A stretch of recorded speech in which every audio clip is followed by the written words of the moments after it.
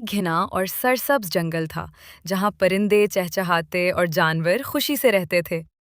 इसी जंगल में एक नन्ही सी प्यारी क्या टोनी अपने बच्चों के साथ एक खूबसूरत घोंसले में रहती थी।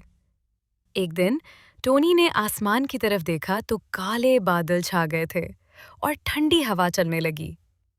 टोनी ने बच्चों को बताया कि आज जोरदार बारिश आने वाली है, इसलिए सब होशियार रहें।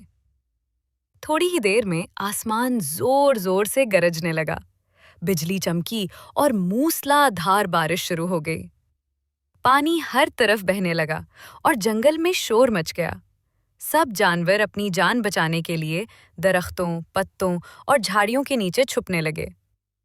टोनी ने फौरन अपने बच्चों को परु में समेट लिया ताकि वो भीग ना जाएं, लेकिन उसका सबसे छोटा बच्चा पिका बहुत डर गया और रोने लगा। टोनी ने प्यार से पिका को तसल्ली दी और कहा कि डरने की जरूरत नहीं, क्योंकि हिम्मत और अक्ल से हर मुश्किल आसान हो जाती है। फिर टोनी ने एक मजबूत पौधा देखा जो नदी के किनारे खड़ा था। वो अपने बच्चों को वहां ले गई जहां बारिश भी कम थी और सब महफूज थे। आहिस्ता आहिस्ता दूसरे जानवर भी वहां आ गए और सब ने मिलकर एक दूसरे का हौसला बढ़ाया।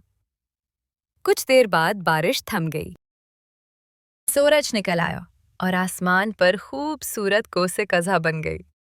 जंगल दोबारा खुशियों से भर गया। टोनी के बच्चों ने खुशी से अपनी अम्मी को गले लगा लिया और समझ गए कि मुश्किल वक्त में हिम्मत, अक्ल और एक दूसरे का साथ सबसे बड़ी ताकत होती है।